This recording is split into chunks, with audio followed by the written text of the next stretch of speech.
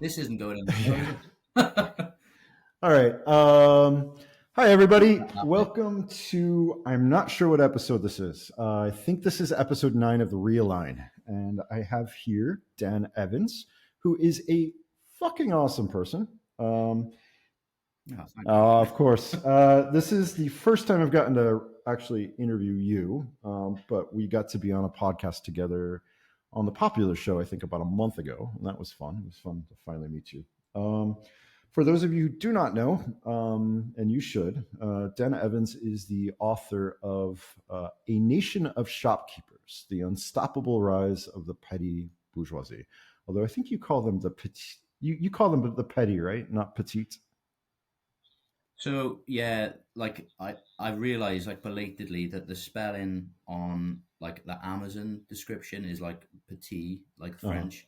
I use petty, It's a, but then in the original draft, it was a little petit. And the only reason I use petty is just because there doesn't seem to be any standardized no. usage. And But I it's the just went with the same one which I word. used the It's the most. same word. Petty just Yeah, means yeah, little. exactly. So, Yeah, but yeah, so exactly. so I wrote a review of your book. I guess this was about 4 or 5 months ago, and I think I titled the review "Maybe You're Not Working Class," which is kind of one of the primary premises of your book. So, actually, why don't you tell us about the book so I don't kind of talk over and tell everybody about it No, instead? that's okay, mate. Yeah, it was a great review. I was very happy, very happy Thank with it. you. It was very flattering. Um, so obviously the book is about the political rise of the low middle classes or the petty bourgeoisie. I'm trying to think. There's no point really going about like the origins necessarily of why I wrote about it, but I guess what kind of inspired it is this idea that the working classes are seen to be responsible for the rise of right wing populism, Right. things like that, like Trump. The deplorables and all of that. Yeah. Yeah, the deplorables, National Front in France, AFD, Germany, Bolsonaro, things like that. Um, and actually, most of the evidence suggests that these are movements that are driven by the low middle Hmm. classes, particularly small business owners. So that was like one of the things that instigated it. And in the UK in particular, I felt that we'd sort of given up uh, in understanding, like analytically, the rise of sort of right populist, sort of Hmm. conservative movements, not just in the UK but across Europe. And I felt that this sort of moralism had like infected sort of the analysis, particularly after Brexit. If your listeners who aren't in the UK, um, the polarization that happened, which was a polarization that already existed, but the political polarization that happened leading up to and then following Brexit is really incredible to the point where society became defined by Brexiteers versus Remainers. Nothing else sort of mattered. And this was basically like a proxy Mm. for the various class divides or the educational divides, as Thomas Piketty puts it, with the sort of progressive metropolitan classes voting for Remain and the deplorables in the regions in the rural areas voting for Brexit. So, if I can Um, add something here, just for the American listeners, particularly, since I'm an American, but I have not lived in the United States for what, 7 years now. Now, before, when I was in the United States, I had this idea of the European Union as being this benevolent, progressive institution where, wow, everything in Europe is so great because of the European Union. And and yeah, but I did, and that's the most. I would say that's the majority, opinion, the right? instinctive sort of progressive opinion. If you're socialized into the sort of progressive circles, that's how just became an article of faith that this is a good thing. Like the European Union is a good Right. thing. Well, and Um, I'll talk for a moment about like how I first started to understand why there were people even upset about the EU. I had moved to France, and I think it was about 4 months after that I had met a guy whose father, and I had said something about the EU, like, oh, it's so great. And he's like, no, it isn't actually great. Like, what, wait, why? And it's like, oh, my dad was a dairy farmer and now he's a taxi driver. And I'm like, oh, wait, why? And he's like, because of the EU. Because of all of the progressive, technocratic, professional managerial class, basically, restrictions that they were putting on people with absolutely no chance for them to have any inputs or feedback, or really even to have any sort of democratic control whatsoever on these top-down decisions. And the same thing was happening in the United Kingdom as well. So when Brexit was happening, if you didn't know that context, it really did sound like something that was identical to what was happening in the United States with Trump versus Hillary Clinton, the deplorables versus all of the good people. And it took me Yeah, a long time to no, even realize there were absolutely. leftists who said, no, actually, the United Kingdom should leave too. Um, Yeah, yeah. Well, there's a tiny, tiny right. minority in the unions and the Communist Party. Basically, a tiny, tiny. But like the interesting thing I think about the EU, I mean, obviously this is a digression, so I apologize. Is that it is both. So some of the fruits of European integration, free movement around the bloc, no visas, cheap, like on one level, these are obvious good things. Who doesn't want to be able to like move and live and work in France or whatever, and meet people from other countries? But the point is, these are, I guess, epiphenomena or Mm, whatever. These are sort of byproducts of the real. Those are like individual citizen byproducts of the real function of the EU, which is a massive undemocratic trading bloc designed to sort of right. consolidate like capitalism in the EU, and lock in a particular form of what I would call like progressive capitalism. So it was almost like a litmus test of, it's, I guess, the Lenin thing of like a concrete analysis of a concrete situation is like sort of trying to distinguish between these things which are, oh yeah, that's good for me, but what is the actual real, Ah, what's the real function of the EU? So to try to have like a materialist analysis to say, well, yeah, like that is a good thing, and like it is nice to be able to go on holiday and things like that.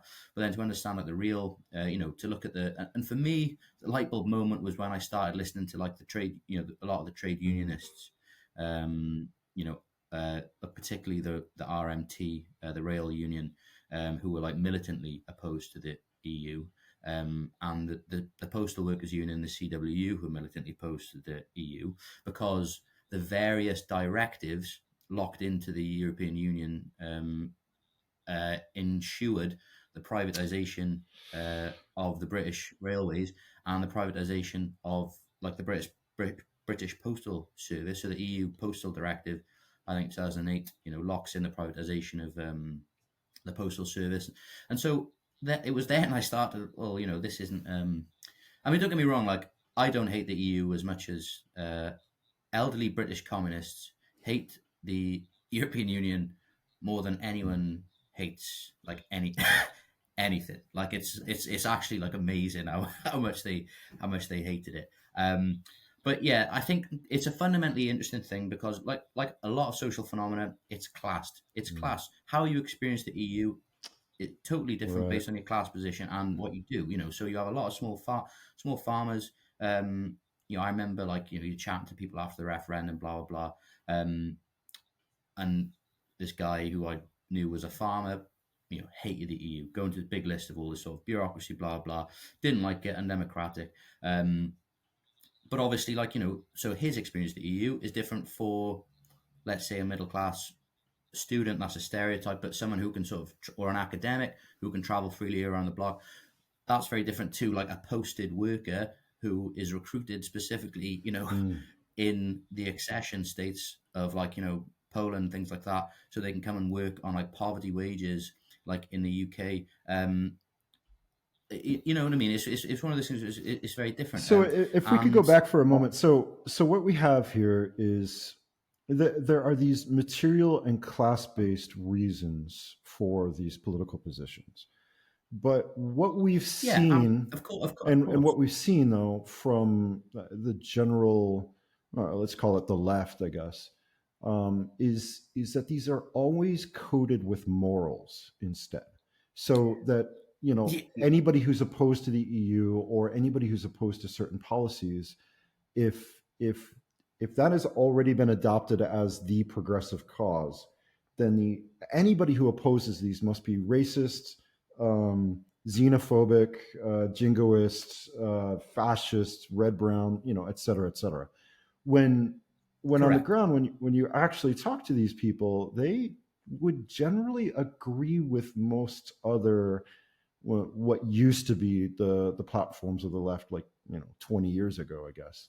But what they're upset about is being talked over when they're attempting to say, "Hey, this is not helping to me."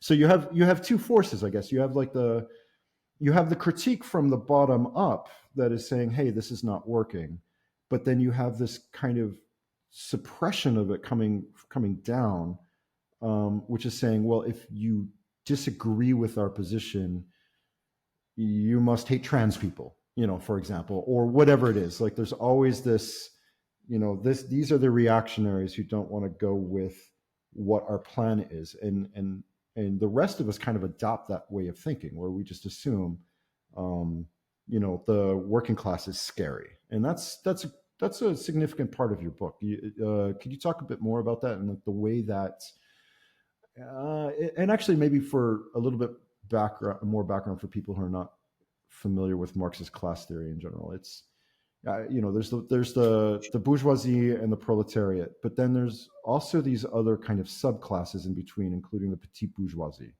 Um, can you Sure. explain how those work? I was just going to. I was going to look up at my bookshelf. There's, if anyone is interested, because obviously we can't talk about the EU and Brexit all night, but there's a fantastic book called "Taking Back Control" or "Taking Control," sorry, by George Hoare, Philip Cunliffe, guys involved in Bungercast, which is it's a really fantastic analysis, like a class Mhm. analysis of sort of the vote to leave the EU, what the EU is about, and so on. Because they argue that the EU is like just this undemocratic project, which is sort of symptomatic of the wider sort of neoliberal project over the last 30, 50 years. It's trying to lock people out of the decision making process. And I think that the reality is that a lot of people were just so pissed Mm. off with their lives, and like just the grind in poverty in like the periphery of the UK, that they were just sick of it, and it was channeled and harnessed quite well by the Leave vote, and this idea of taking back control, this idea of sort of actually giving people a democratic say in politics, um, was important, and I think one of the things that emerged was a fear of the masses. Mm. There's this idea Mm. like Mm. we don't actually want these people participating in politics because they are racist, nativist, anti-immigration, X, Y, and Z. And that was the narrative that stuck. And as you said, if you're on this side of the divide, you're good. If you're on that side of the divide, you're bad. And obviously, where I grew up, everyone was voting to leave the EU. But obviously, when the vote happened, I was working in academia, where everyone was, horrified at the prospect of leaving, and using very, like, what I felt was like almost eugenicist language to describe people who are leaving. Like, these people are thick, they're horrible, they're scum, they shouldn't be able to vote, Yeah.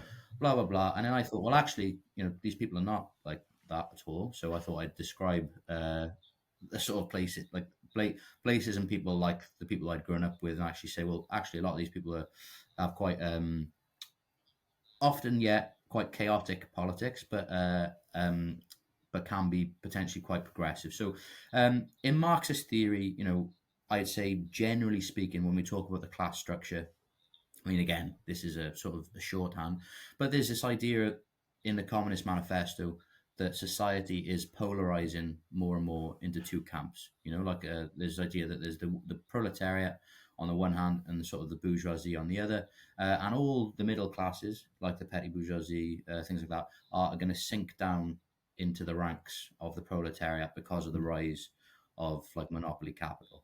Um, and what I noticed is like following the 2008 financial crash, obviously that narrative of sort of polarization re-emerged because you have this discourse of an elite. You have movements like Occupy, the 90, we are the 99%. The Sanders campaign, Jeremy Corbyn campaign for the many, not the few.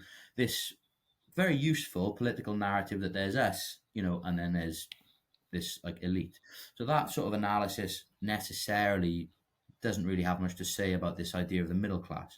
Um, but what my book argues is that actually, rather than disappearing and sinking into the ranks of the proletariat, as Marx and Engels sort of predict in the Communist Manifesto, the middle classes have actually grown. And then following deindustrialization, the class structure in the UK has actually got a lot more complex. Rather than simplifying, it's got a lot more complex, and there's a tension there between almost like you have the populist left analysis of class surrounding like the Labour Party, Occupy, things like that, and then you have what I would call like the sociological understanding of class put forward by people who are working in like social stratification, like people like Jeffrey Evans, Mike Savage, that are really arguing that actually the class structure is fragmented. You've got a massive rise in like white collar, uh, unproductive service workers. People working in like the public sector, um, people working in like the carceral aspects of the state, like in the benefits system, um, and you've got a massive rise in small businesses.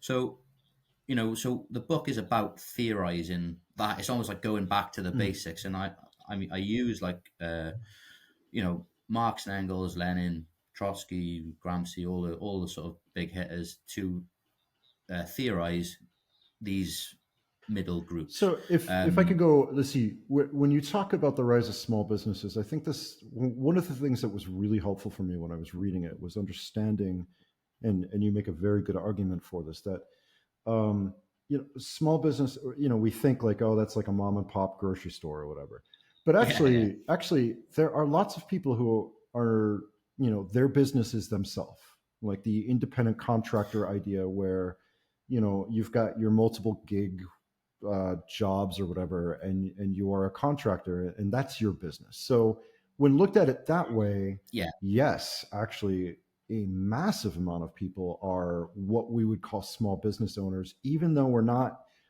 you know, I mean, yeah. It's the there's no cultural. physical It's shop there, so we tend not to look at it. Yeah, exactly. And so part of the book is about the narrative of the petty bourgeoisie, like the cultural tropes in the UK, and certainly sort of like the descriptions of the petty bourgeoisie in Marxism, is about almost this like atavistic, grasping, fascistic class of people, and a lot of that is rooted in this idea, this sort of stereotype of the petty bourgeoisie as the small shopkeeper. Because the small shopkeeper, small businesses, were unfortunately like quite prominent in the rise of like the Nazis in Hmm. Germany, the fascists in Italy, and this is like this is stereotype of like, as you said, a mom and pop store, uptight morality, selfish, like C. Wright Mills in White Mm. Collar. He has this really unflattering, horrible description of these like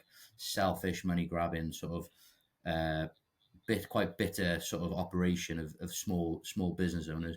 But the reality now, as you said, is that no longer really holds. Like the vast majority of what we call small businesses or self-employed people don't employ anyone else. It's solo Right. self-employment, and they've been more and more like forced into this situation. Like when you look at the history of small businesses, there's this aspirational aspect. Hmm. This idea that like I want to set up my own business so I can escape the rat race, so I don't have to work for anyone else, and I run my own store or things like that. Well, that's increasingly not the case. More and more people are entering the ranks of the petty bourgeoisie or the solo self-employed from Hmm. unemployment.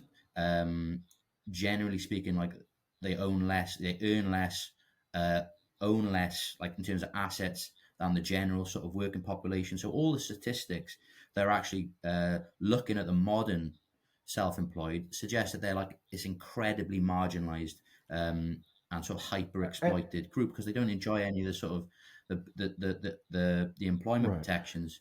that the employees do, and therefore, I think so. I think the best way to characterize it, and I don't know if I necessarily like drew this out adequately in the book, is that I think the class structure has like changed because this isn't actually, what we're seeing now is a mass of people who are moving between small businesses, Mm-hmm. employment, and back. So what I think is really happening is people are really struggling in their shit jobs. So they leave to set up a small business. That doesn't work. They become unemployed. Then they go back to whatever shit job it was. Then, oh, I'm going to set up another small business or go on my own or whatever. So the class boundaries between the petty bourgeoisie and the working class, which used to be very strict, are increasingly permeable, and people are moving, cycling through sort of the class structure willy nilly. Um, One thing and you bring up really well, and I think is a very key point to understanding this problem, is that so classes do not classes start as a on a material basis. You look at what you are able to do, what you have, what you produce, what your relationships are. But economics is also a social relation, and class involves a series of social attitudes, as it were. And so for this group, this rising new petty bourgeoisie, one of the things that you bring up, and you say this, as a very personally at the very beginning as well, is there was a sense that, yeah, I don't have as much money as they do. I don't actually own any property. I'm constantly struggling to survive. I've got 20 different gigs going each week, but at least I'm better than them. Like there's a sense where even though you are materially doing much worse than the working class, as it were, you this class of people looks as or acts as if they have risen above, even though constantly they're being pushed down as far as mobility goes. Like they have less and less and less. They own less. They have less benefits. All of that, but they still see themselves as either superior or actually superior is a way of looking at it, as if they escaped the drudgery of human existence and rose up from the morass of the deplorables, and now they have a kind of enlightened stance. Which one of my favorite discussions about your book was actually when uh, you and Catherine Liu spoke together, and Catherine was actually the last person I've had yeah, on here. Catherine's Oh, awesome. she's amazing, and I feel like what she does is she very succinctly and in an amazingly humorous way describes this attitude. And Yeah, she's talking specifically about the professional managerial class, but the new petite bourgeoisie are pretty much in alignment with them. Where it's like they want yeah, to be PMC. yeah. So this I just realized I haven't actually described like the new petty Yeah. bourgeoisie. So in the book, I talk about the petty bourgeoisie as being comprised of having two fractions. The first is the what I call the traditional petty bourgeoisie, which is the old. That's the small solo self-employed, which I argue is like increasingly precarious and increasingly sort of culturally and socially closer to the working class, and politically as well. And then on the other hand, you have this new fraction called the new petty bourgeoisie, and that is this big mass of sort of downwardly mobile, often graduate workers working in sort of often sort of what David Graeber would call bullshit, dead end white collar jobs. If you think like Office Space, that movie, that type of job. And this isn't a new concept, to describe this group as like the new petty bourgeoisie. Poulantzas describes this class in like the 70s. He says there's this new group of unproductive white collar service workers who, even though they don't own, the means of production, even though, as you said, they're sort of poor, they are sort of culturally, socially, and politically very different Mm. from the working class. And I argue in the book is that, they are, yeah, as you said, they split themselves off from the working class ideologically, socially and culturally. And I think it's also worth emphasizing that, like, even though this was like a controversial concept in the 70s, and even though a lot of people like disagree with my analysis of like the new petty bourgeoisie, and that's, by the way, I should say, is primarily because people are so emotionally attached Mm. to this idea that like we are the proletariat because like we are on the left. Um, right back to like the 20s, or as long as the trade union movement has really been in existence, there's all like the tension, the cultural sort of the tension between white collar workers and blue collar workers was Mm. enormous. Like, in like C. Wright Mills, he outlines in great detail, and Ross McKibben, all these sort of historical sociologists. There was a group of people, the clerks, the shop workers. They were hostile to the trade union movement. They identified with management. And for the trade union movement, which at the time was led by blue collar workers, it was a massive headache because we've got this huge strata of people um, who are not paid very much. They're often paid less than the sort of skilled manual workers, but they will not join us at all. They're not going to organise. And in fact, they often used to do things like break strikes.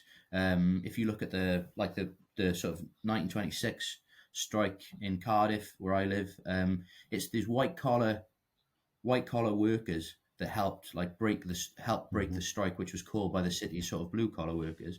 And socially, the social histories of the time, this new group of people, the new white collar workers, they did everything in their power to distinguish themselves culturally and socially from this class, from the working class proper. They voted conservative, they lived in the suburbs, they had a different family structure, they went to church, they didn't join trade unions. So although people sort of met Poulantzas's work, and then, to a lesser extent mine, with this like degree of hysteria, like, oh, these people are just part of the working class, they're the new working class. Well, actually, like, there's always been this cultural and social divide. And what people are sort of asking me to do when they say like the new petty bourgeoisie are part of the working class is asking you to deny what I think is reality. It's asking you to just deny the role of affect. It's asking you to deny, you know, social and cultural divides. All the things which is these things make people conscious of their own class. You know which class you're in a lot of the time by which class you're not in. Like what type of pub you drink in, where you live, who your friends are. All these things are important. Their class, they constitute class boundaries. And as you said, What one of the things that I, one thing? oh, One sorry, thing. Actually, there's two things here that I wanted to bring up. So, on one side of where I live, there is just he is exactly kind of old petty bourgeoisie. He owns a small bar, where he serves steak. Um, and yeah, then yeah, on the other side of me is a dairy farmer, with all of these acres of land. But, when you look at both of them, um, they have much more money than I do. They have much more wealth and much more access to resources. But and so, although I would consider myself, or I might want to consider myself working class, leftist, working class, whatever, it's like which of which of us can actually talk to the working class? It's going to be them. It's not going to be me, yeah. because they actually, they deal with them more often, and so their social and political values tend to be very much aligned. Whereas, me, I have Yeah, this. and no less. Go ahead. No, I was going to say, so no less than E.P. Thompson. He says that, well, actually, like, culturally and socially, a lot of the time, traditionally, like the old petty bourgeoisie was right wing, whereas the working class were left wing. But if you look at the social histories, like John Foster, like the class structure in the Industrial Revolution, like E.P. Thompson, making English working class, um, you know, the old petty bourgeoisie were producers, they were productive workers, they worked with their hands. And like E.P. Thompson says, but they had sort of a lot in common, more in common with each other than they both did with like this new white collar sort of Right. strata that was like socially and educationally sort of distinct from them both. But the thing that I focus on in the book, as a way of like, so what have you got in common with your petty bourgeoisie neighbors, is that I think that both this new petty bourgeoisie and the old petty bourgeoisie is concerned with social mobility, is a class which moves up and down. It's a class which distinguishes itself socially from the working class, culturally from the working class.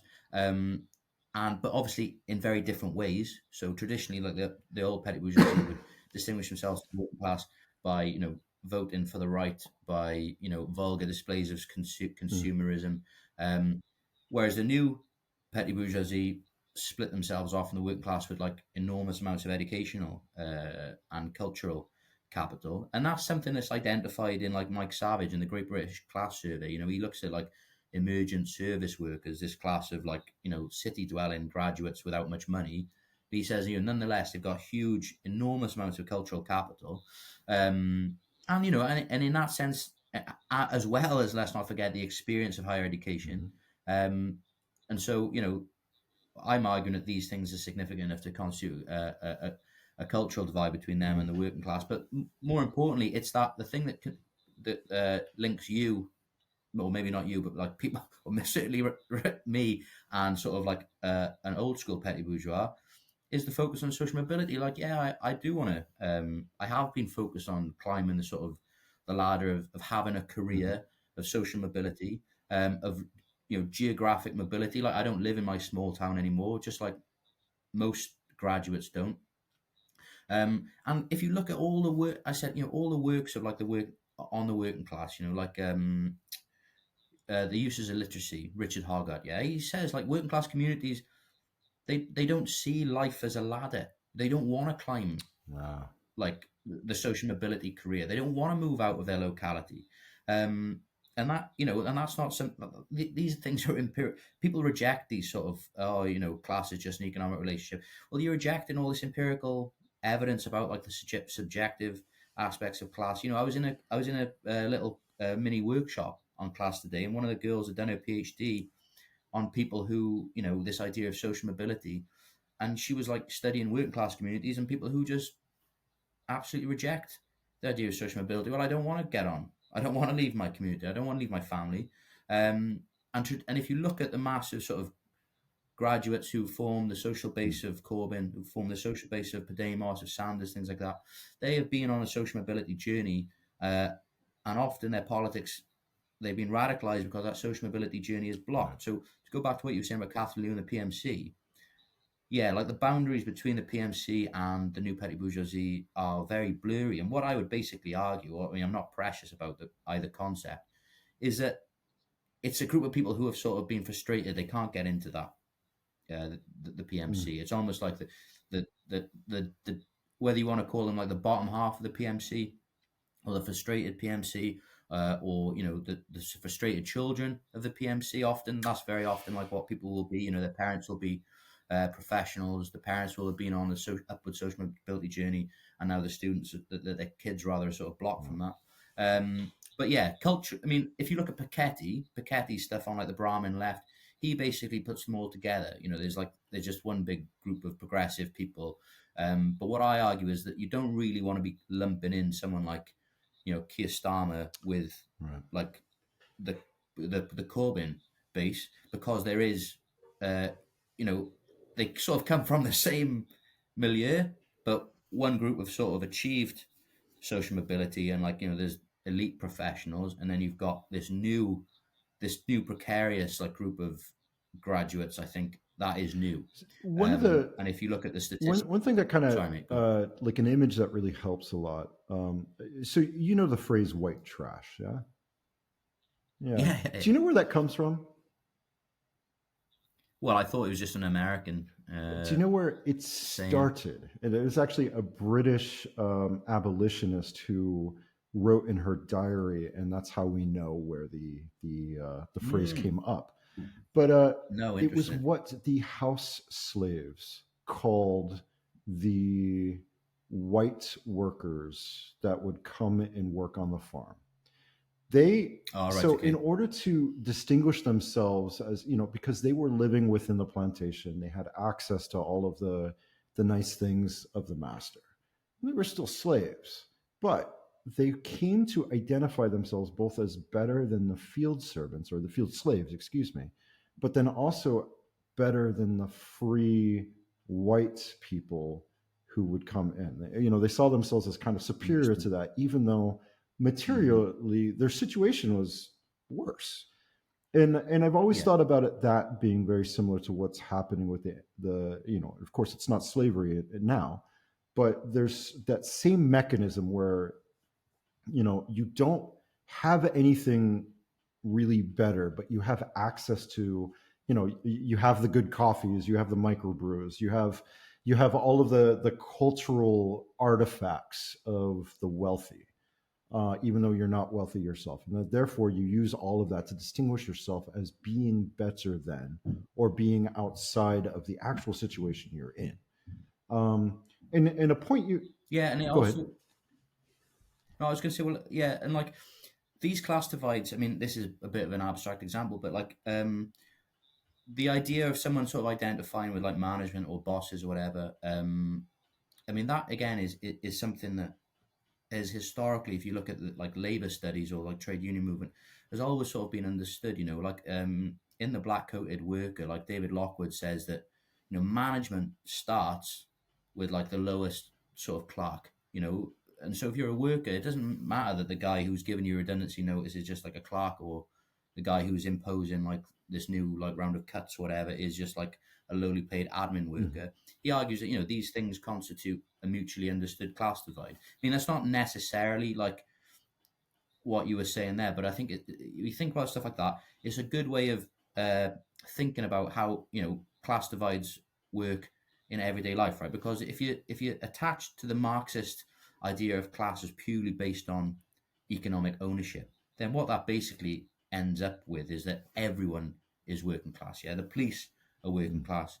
Um, prison guards are working class, everyone's working class, and they've all got like false consciousness. Whereas actually, if you look at, within the labor process itself, well, how do you categorize supervisors? People Right. who speed up the workers, and then you obviously obviously they occupy a problematic sort of liminal category, Mhm. which is like mutually understood, and then you should extrapolate that to the economy in general. And obviously that's what the Ehrenreichs did with like teachers Right. and social workers and prison officers and things like that, arguing that these things constitute like a real sort of class Mhm. divide. So the and you talk a lot. Actually, I want to read this section because I highlighted a couple of parts from the end of your book. Um, I just have to find it here. And you weave, especially at the beginning, at the end. There's a lot of emotional vulnerability in this as well, because you are talking uh, as someone who grew up in an area around friends who were all kind of working class, or that older version of the PMC, or the older version of the petty bourgeoisie. But you had this idea that you were going to be able to rise above. You were going to get your degree. You were going to get all of this wealth, and it didn't happen.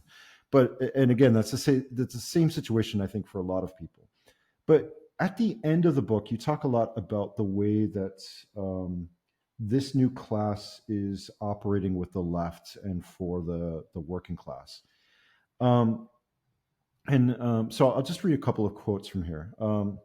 So you said, as long as this continues, the traditional petty bourgeoisie will not be won over, because they will sense that the left is not serious or capable of bringing about societal change, that it will shit out when the going gets tough, that it is spineless, always seeking compromise rather than confrontation. This awareness of what the left is like extends to the similarly alienated working class. You cannot integrate the working class or traditional petty bourgeoisie into a movement dominated by the professional managerial class and its values and policies, not only because the working class dislike the professional managerial class, but also because the influence of the professional managerial classes means that economic policies that redistribute wealth or that facilitate the empowerment of the working class will never be countenanced. What is needed is a total reversal of the split between the left and the worker. This split was completed in the 1990s by Blair with his gentrification of the Labour Party, but the process began in 1968 as the left moved into the universities. Undoing this will not be easy, not least because the professional managerial class will be loath to give up its power and influence at any level, and because the left has now become the home of the progressive liberal politics that the professional managerial class advocates. So if you could talk, I mean, that I felt was like that was your core argument, which you saved towards the end, but it's a shadow throughout the entire book, that this new class structure is really what we call the left now. Like the left is dominated by this new class structure, and it is increasingly out of touch with the working class kind of everywhere. And it's arguing Yeah. for something that the working class just doesn't even understand any longer. And so, what are the what are the effects of this on the way that the left sees itself now? I mean, it's yeah. I'm trying to think like who considers themselves left now. It tends to always be university educated people who are working these gig jobs and not ever working in a factory or not ever doing anything even manual whatsoever.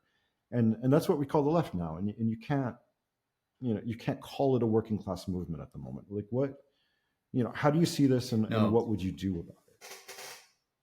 Yeah, like I mean, there's a couple of things. Like on the one hand, I mean, I do worry if I was a bit harsh when I wrote it. But I just should just say like the immediate context for me writing this. Like obviously you have the destruction of the Corbyn movement. In my view, at least partly because of the compromise around the second referendum. That's not entirely why, but I think Um, it's important that if you actually look at the statistical breakdown of I mean, campaign for Jeremy Corbyn, think he's a fantastic guy. Love the program. Statistically, people from he got the worst vote in 2019 amongst the working class. For years and years and years. But like in Wales, you have the total destruction of the burgeoning Welsh independence movement. That's essentially flatlined for reasons we can sort of come on to. Um, but yeah, it was just this incredible frustration at what I saw going on around me. And even though I know still people sort of like to deny all this, it's not just me that's saying this. Thomas Piketty has written loads of articles about how the fact that the old working classes and the old petty bourgeoisie are increasingly voting, for right populist movements. Jeffrey Evans, all these political scientists are actually looking at the statistics. I mean, I'm not a big quant statistician person, but the left is increasingly popular amongst professionals and managers, and increasingly unpopular among the working class. I mean, this, as I said, this shouldn't be that controversial. This because it objectively is. The question is how do you remedy Mm. this stuff, and so what I think is across the world, all these progressive movements, and I'm sure it'll happen in Chile with Boric. They're trying to take power, trying to build these big coalitions between the professional managerial classes, uh, aspects of the trade union movement. Like it's not, I'm not going to say there aren't working class people in the Corbyn coalition because there were. There was a lot of sort of loyal working class trade unionists who sort of were part of that, and there's no point overlooking and exaggerating, saying it didn't happen. Um, but they're a small minority compared to sort of declassed graduates and these sort of professionals. And if you actually look at, you know, the substantive things that people are talking about, I think a lot of it was about social liberalism, so progressive, what I would call identity politics. Um, and it raises sort of a lot of uncomfortable questions then, because what is the logic of what I'm saying? Is it that the working class is sort of like culturally conservative and authoritarian, um, and hate trans people or hate like immigrants or things like that, and that's how people have reacted to what I'm saying. They say, well, we're not willing to like give up these progressive positions just to win over these people, like these deplorables. But I think, and I thought about that a lot when it came out, like that sort of Mm. reaction to what I was saying. I was like, well, I'm not saying that at all. I'm just saying that, like, working class people have been kicked out basically, like, and forgotten by these progressive movements since like since the 90s, like by the Clintons, by the Blairs. Very little has been offered to them in terms of like the redistribution of wealth, um, in terms of like bringing back like proper jobs, like protections, labor protections. Like the trade union movement is tanking. Like trade union density is like incredibly low. And I was just saying, like, and you basically like you can't win without the working class because you've tried, and all these Mm. movements Mm.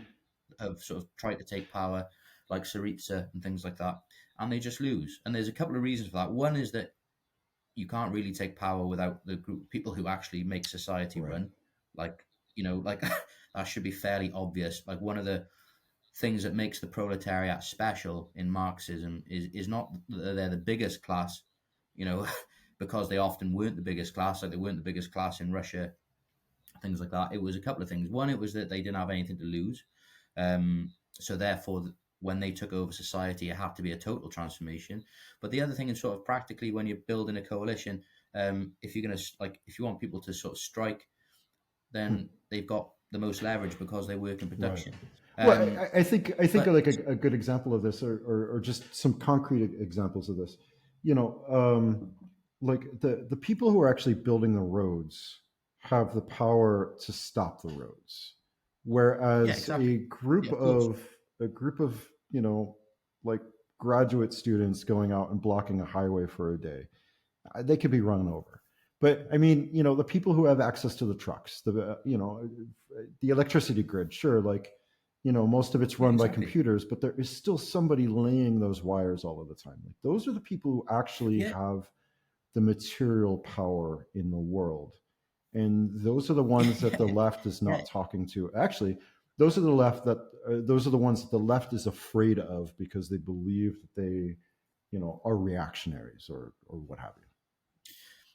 yeah, yeah. Absolutely, the leverage in production is really important. But in terms of like whether there's a cultural divide, one of the like there's so many different things that like emerge in terms of like this divide and like why is the working class like abandoned the left? One is that they don't I should say this as well is that working class people have far less faith in like politicians Mm. and than sort of middle class people as a general rule. Like there's a general sort of detached cynicism, um, and just because you've like joined the Labour Party like 2 years ago and you think it's going to like solve everyone's problems, like a lot of people have like longer memories and are just more willing to just say actually that's bullshit. I don't believe in what you're saying, and a lot of people sort of don't like that. But in terms of like this coalition and like how we can sort of get working class people back, like so what I was trying to argue in that final chapter is that realistically, if you're in coalition with like your Clintons, with your Keir Starmers, things like that, they're not going to make any Mm. concessions, material concessions. They're not going to make life better for working class people. They've like bought in entirely to sort of globalized liberal capitalism. They're going to happily see like jobs keep flowing like offshore. Um, they're not. You're not going to get any progressive like offers to people. Right. Like their lives aren't going to improve, and like and they know that. Like and if you actually look at so that's the first thing. You can't do it. But the other thing is like, I mean, I'm still sort of working this out, but I think a lot of it is like you, you there's this mode, this almost cadence of politics, which is about, and this has probably been overstated, but about Mm. purity and about, this like this idea that everyone has to have perfect politics for you to be on the same Right. side, and this idea that like, I did a talk the other day, and I was thinking about it afterwards, like it should be possible, in my view, quite possible and desirable to build a political coalition between people who are culturally but conservative and people who are socially liberal. I don't think personally that those things should be significant uh, Mhm.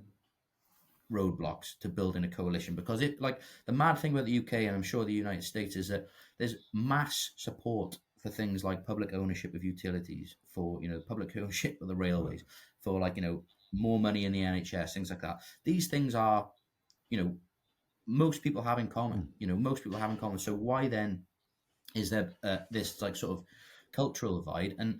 and like the one thing you could take from it is that working class people are sort of, inveterate authoritarians who, like, are intolerant. But actually, the statistics don't show that either. Like, most people are incredibly Mm. tolerant on gender issues, on racial issues. So again, so what is so what is the problem? The problem, I think, is that what has happened is the left, and when I say the left, I mean like the Labour left, adjacent sort of groups and things like that, like radical independence movement in like Wales, so on and so forth. You know, anarchisty type people online. Um, because of the historic weakness of the left has sort of almost retreated into this idea of like a Yeah. subculture, and it's abandoned. And because people sort of live apart from the working class, because they live in universities, because they live in cities, because there's less and less social mixing, there's less and less social contact with people from different classes. And again, this is borne out empirically. We know there's Mhm. less social mixing.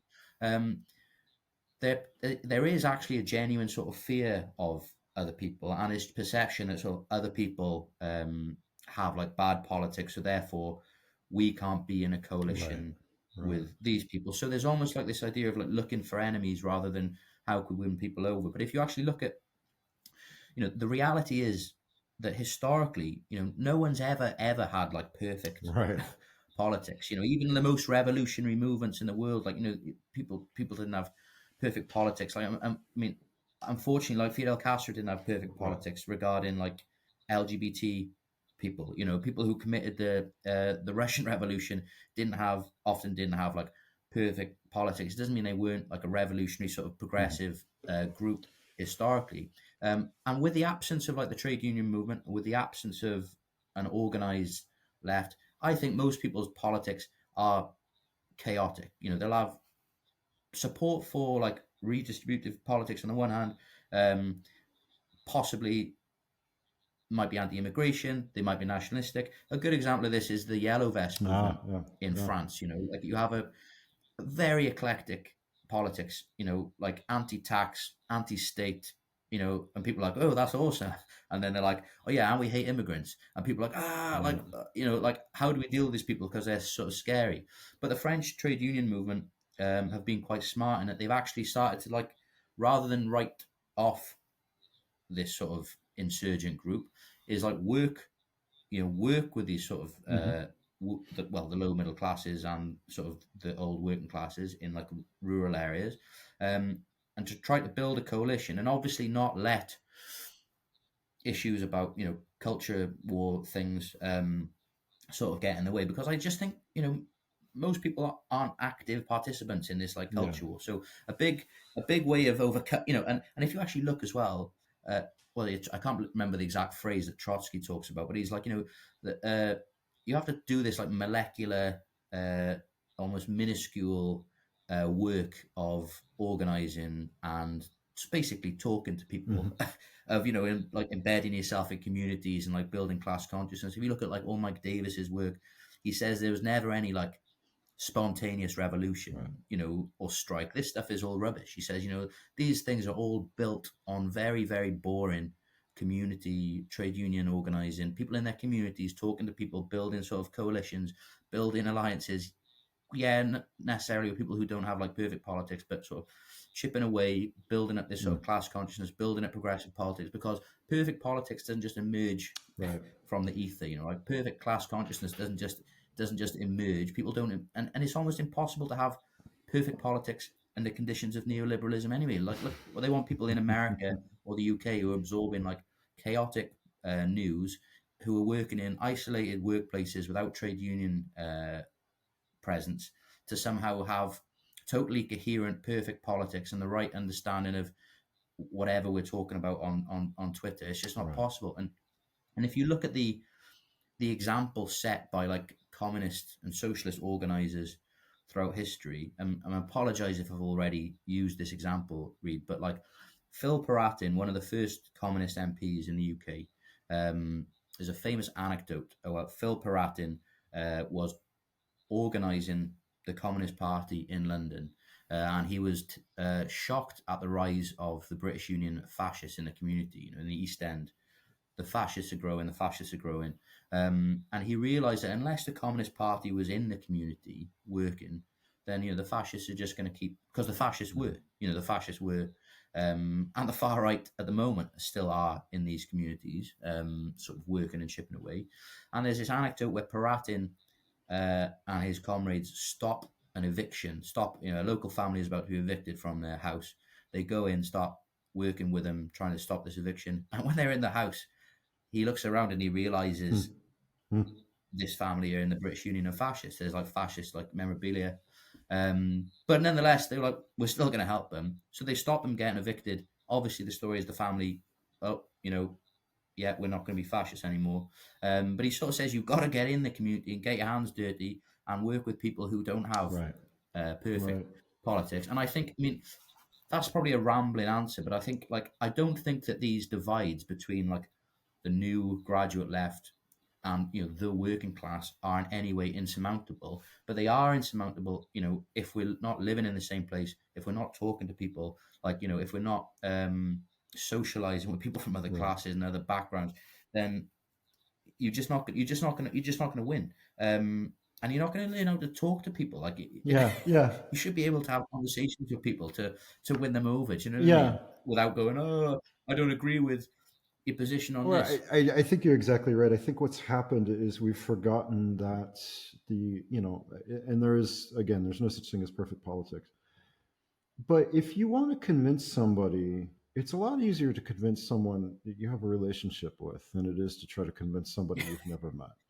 One hundred You can percent. scream into the void of the internet all you want, but no one is ever going to be convinced that way. But if you actually happen to have a relationship with somebody, even if that's just, yeah, you go to the same bar sometimes and you talk to them, and you're a little drunk or whatever, and then you start having a conversation with them, and then they say something that you're like, really, mate, that's a bit fucked up. You really feel that way? Come on.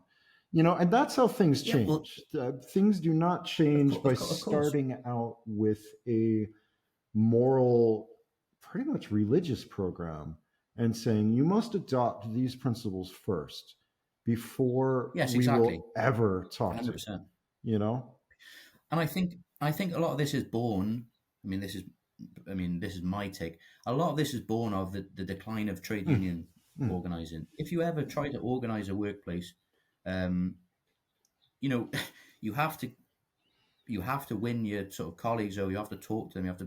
You have to have conversations at work, and you have to sort of you know well, you should be friends with the people you work with anyway. You know what I mean? But you should be and you're winning them over to this cause, and you're not seeking like perfect adherence to all these various positions. You've got like one thing in common that you're focusing on. Like we want to organize and we want to win better like terms and conditions for us. But it's that experience of realizing that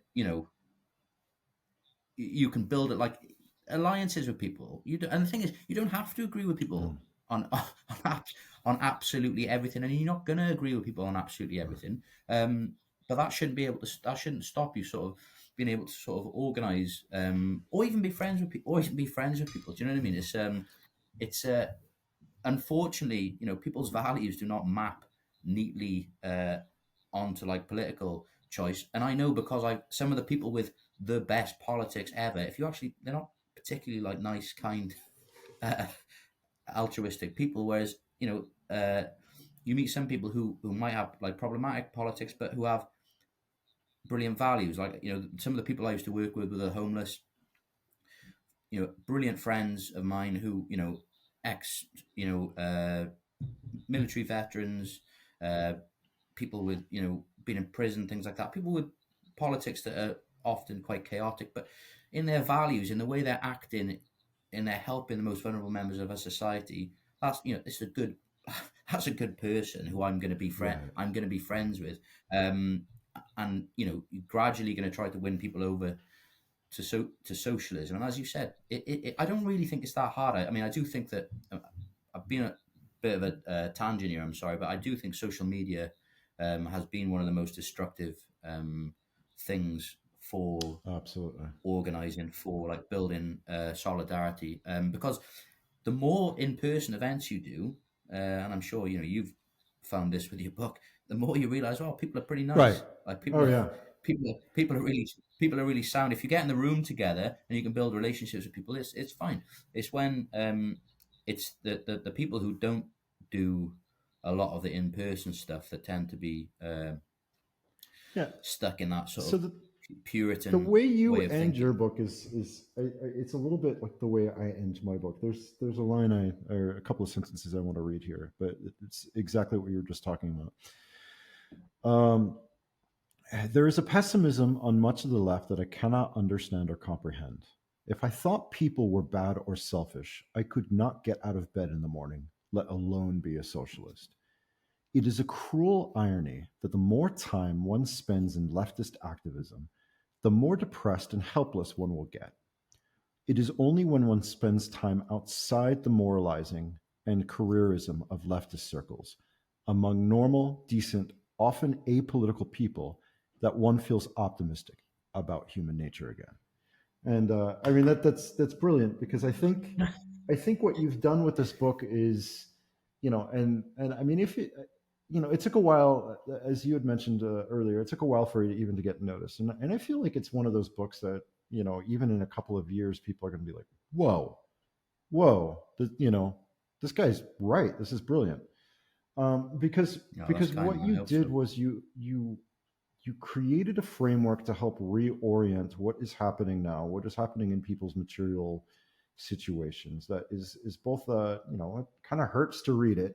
Um, that's why everybody overreacts to your book. It hurts to read some of that stuff because you realize, I mean, technically I'm in that same position too. I don't even have a university degree, but I'm closer to this like NPC thing than I, or not NPC, but new Petty Bourgeoisie. But so it hurts to kind of read that to realize, wait, I think of myself as a worker, and I was a worker, um, but then, oh, now I understand that this, all of these kind of moralistic things where I've kind of told myself, hey, this is kind of a bad situation, but hey, at least I'm better than everybody else, is not working, and I'm not the only one doing it. Everybody else is doing this too, and this is why the left is crushed itself.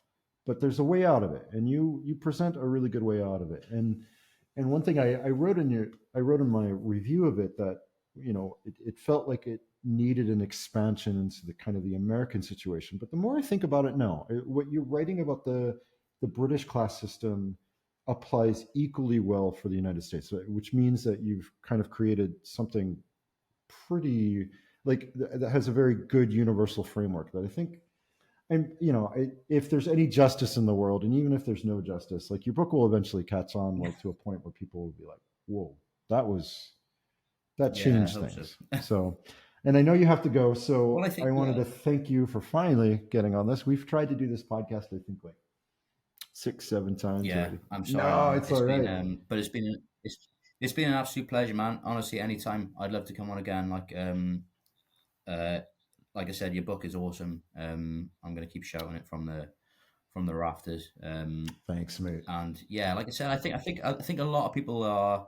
Uh, it's strange, isn't it? Because on the one hand, like there's been a lot of despondency, but I really do think that like you only have to spend time in community, people volunteering, to actually get a lot of hope, and but also like speaking to people, like people are ready, people are there is class consciousness. Hmm. It is often chaotic, but people do want Hmm. change. But the problem is you can't like bypass. Unfortunately, you can't bypass these sort of boring, very important, well, not boring, these important steps of like talking to people, as you said, in a Well, bar, and in a sports scary team, in steps, a scary steps, because like, but they're not scary, but they're it's the important. same thing too. And I wonder, like, especially with all of the lockdowns for COVID, those 2 years, a lot of us, and that was kind of, it felt almost like it was the point that everybody became afraid of even talking to anybody. And it's kind of scary to have a random conversation with somebody, whether that's a coworker Yeah, or somebody who's, at a bar or at the same, on the same bus as you. Like, it's scary to kind of reach out, but actually that's the only way anything ever got done. So Of course. Obviously, I like to plug my book, but I really think Mike Davis, Old Gods, New Enigmas, is really important book for this stuff Oh, of taking the idea of, there's no spontaneous, nothing spontaneous, that like, or in the modern day, like Jane McAlevey, that book, No Shortcuts, and it's true. We can't just, oh, all of a sudden things are going to just get to a point where it's so bad everyone's going to develop this like radical left politics. mhm. That will never happen, and it has never happened. History and societal change doesn't work like that. Davis is very clear. It's through the unsung heroes of history. Like the union reps, the community organizers. The people who are just doing this work um, of like building class consciousness. And also, I should say, it requires like these bricks and mortar Mhm. institutions, like clubs, pubs, sports teams, boxing clubs, the places where, you know, the working class consciousness, working class culture, um, oppositional, counter hegemonic sort of culture uh, emerged. People have to meet. Right. Was it cafes or whatever in Vienna?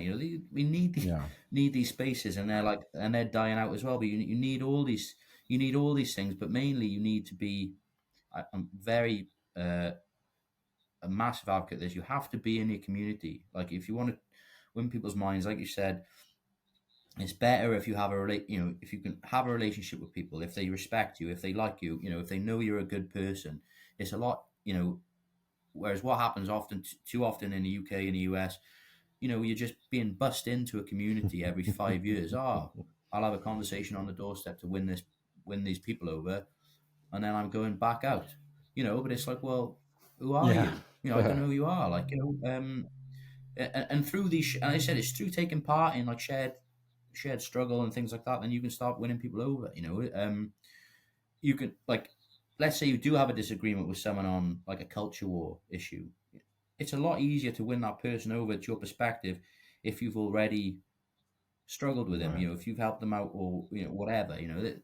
Like if you've been on a picket line with them or something like that. Do you know what I Mhm. mean?